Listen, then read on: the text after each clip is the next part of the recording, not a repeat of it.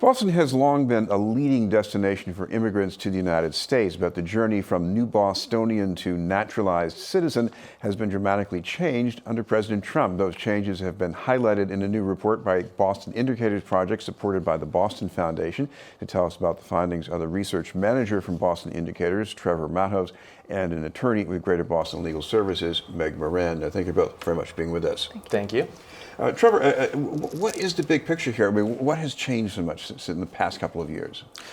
Sure. So, this project was a really incredible opportunity for us to come together with the Greater Boston Immigrant Defense Fund and take a look at all these changes that have come down under the Trump administration. It really has been what I would call, a continuous attack on immigrants, even predating the administration, clearly, whether it was rhetoric, but certainly coming down more so in the form of policy changes in the space of administrative and procedural and memo and these types of adjustments. So not a single law has changed, but the administration has been able to coordinate this attack that has had a tremendous impact on all kinds of different immigrants, those that are seeking protection from violence and persecution abroad, as well as those that are here under legal circumstances, trying to create a better reality and a better life for themselves and their families.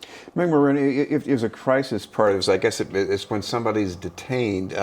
What has that been like for people recently? So what we're seeing is that people are being detained not because, even if they've not been accused of crimes, just because they have been in the country beyond an authorized stay, for example. Although what the administration has said, what the president has said, is that they're taking enforcement action against people in order to protect our communities, what we're seeing is that the people who are being detained are not people who've been convicted of crimes, are not people who have been determined to be a danger to society. Recently, a tracking system, the Syracuse University tracks a lot of developments in enforcement and in immigration court outcomes, and has determined that the percentage of people in detention who are not criminals has increased substantially under the Trump administration, proportionally. So there are less people who are criminals being detained. So what we're seeing is enforcement against people who are, and detention of people who are not criminals. Moreover, those people often have a path to legal status in the United States, but the fact that they're in detention not only separates them from their family, including from their U.S. citizen children. Sometimes those children are left orphaned as a result, and without any kind of caretakers if it happens very suddenly and unexpectedly, as it often happens when ICE swoops in. Many of those people do, in fact, have a path to status in the United States, but it's very difficult for them to get representation when they're in detention. The case, first of all, just getting access to an attorney can be difficult in those circumstances, and then every time we work on a case for an individual who's detained, it's many cases of people who are not detained that we're not attending to. So it's a constant triage that we're engaging in, and it's very difficult. Also, because the administration has prioritized the removal of people and is prioritizing detained people in particular, those cases move at a very fast pace. And so to develop a case and to prevent the best case that we can for somebody is significantly compromised. Trevor, you also try to unpack what are the gray areas around deferred action for child arrival. These are the people who came here as children. And what happened was Obama sort of gave them a chance to get into a legal pipeline that has been changing under President Trump. And I guess even people who were eligible to plug into that, they're not doing it, I guess. Sure. So, DACA is one example, of course, because it was established through executive action where the administration has so much discretion and so much power. And so even when the administration announced the end of this program, which unfortunately did not go forward, at least for the time being, there was an impact. And this is a key example of the way that the administration has used fear and really weaponized that to the detriment of our immigrant communities. So after the administration announced the end of DACA, we saw a 70% decline in the number of renewals across the country. And it had an impact here in Massachusetts because although the program's still alive, it is not taking new applications. So here in Massachusetts, there are roughly 11,000 people who are eligible for DACA, for that status, so that they could be more active participants in their community, who are unable to obtain that status as we're sort of living in this limbo created by the actions taken by by the Trump administration.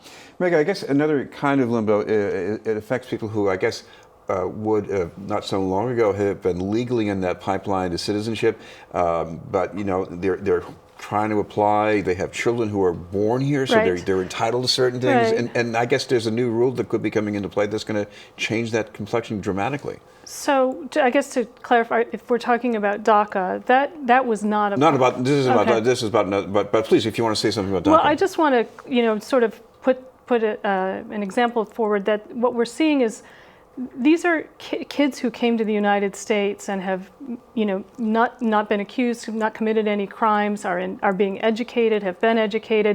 They have to satisfy a number of criteria in order to be eligible for DACA. And the idea was to let them come forward and have some sort of normalcy, because Congress was having such difficulty with the Dreamer Act, and which is still ongoing, right? So when those kids came forward and started to identify themselves as young people who met these criteria, what they were risking was disclosing themselves, because of course they weren't known to the government at that point, and also their families, their parents, as people who were in the country without documentation. So the reason they're not coming forward now is because of this fear that not only will they not get DACA status, but that the people that themselves and their family members will be targeted for deportation, which is what's happened.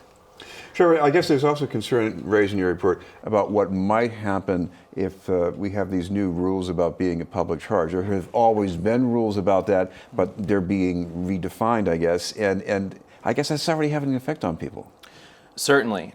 So the Department of Homeland Security has put forth these changes to the public charge rule, which is this standard by which we measure folks that either want to change their immigration status or come to the country, obtain permanent residency. And what they're trying to assess is whether or not this individual might be primarily dependent on the government for assistance, something like cash assistance or full-time institutionalization.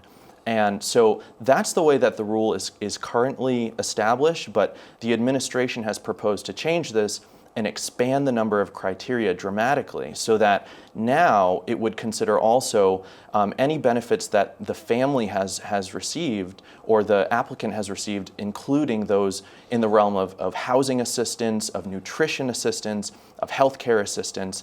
And this could have a really huge impact, in particular getting back to this idea of fear and intimidation. And so we refer to this as the chilling effect. And in the report, we identified and we actually found this some great research through a couple of different institutions, one being the Massachusetts Budget and Policy Center, that cited this number, that more than 500,000 Massachusetts residents live in either mixed status or immigrant families that have at one time or another used that benefit that could cause them to be considered under this new rule. And so it's leading to people disenrolling from vital programs that in many cases are serving U.S. citizen children that are, keeping them healthy and providing them with nutrition and health care.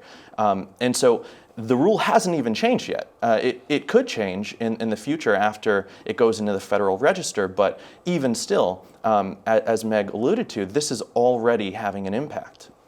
Yes, go ahead, explain. You had kind of this. I just would say also, and the irony of this is that we know from many different studies and analyses that that people who come to the United States have a net economic benefit to the country. So it's an example of a policy, of a new approach by this administration that is not based in data and is not based in a good policy purpose to save money, to protect the public fisc. It's really about intimidating people because the numbers don't support the justification for it. Trevor, you have some ideas that were raised in this report too about, I guess, what we can do locally to change things and make them better. One example is access to driver's license for people who don't have legal status. There's a lot of emotion around that issue on both sides. Why should this be legalized in Massachusetts? Well, I think, first and foremost, it's a matter of safety. It's a matter of making certain that folks that are in our immigrant community, they're already driving, they're already working, they're already making their contribution to our communities and to the Commonwealth. And we just want to be certain that, they can do so without fear, that they can do so in a way that is, protecting the public safety in general, both for those drivers and for native-born residents in our communities as well. Meg, another idea is about more access to legal representation.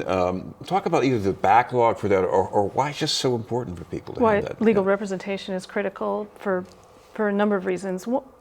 First and foremost, the immigration laws are complicated.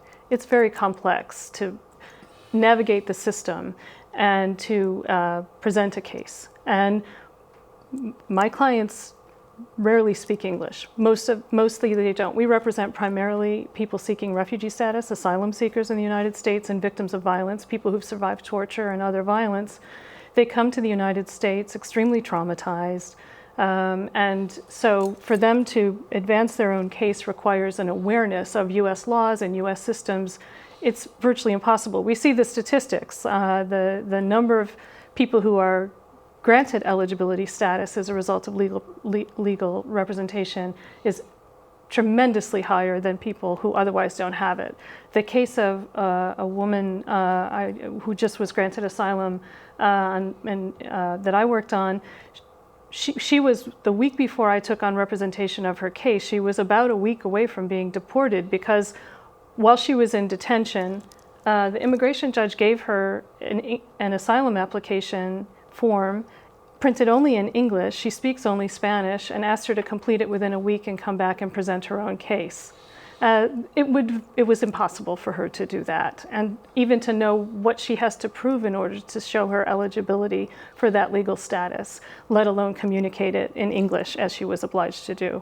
Without the assistance, there's no assistance to do that. So our ability to help people navigate the system and make their cases is absolutely essential to their success. Trevor, one thing I was struck by looking at so many aspects that you raised in this report is that, it's a dramatic departure from the history in the city over more than 100 years. I mean, you had all kinds of people coming here, getting on a path to citizenship and engagement, and now I see that they're being scared out of that. I mean, this is a wholesale change. I mean, what do you see? Absolutely, I would totally agree with that. And actually, another area of research that we focus on, just doing a big analysis of the demographic change in our region, in our city, has shown that immigrants in the immigrant community is so central to our resurgence, even very recently as a city. We were losing population. Over 90% of our population growth has been due to immigrants coming over the past few decades. And it's not just that we're getting immigrants that are coming and say don't have a high standard of education or of skills. We have a very diverse, very gifted group of immigrants that come to the Boston area and come to Massachusetts and really are vital to our city and to our economic vitality. And if we don't have that growth, what does that mean? It's a problem. It's definitely a problem for our region. When you think about the growth that we've had in the tech sector, in the biotech sector, in higher education, folks are coming with a whole lot of skills and making really vital contributions. Thank you both very much, Trevor Mattos and Thank Meg you. Moran.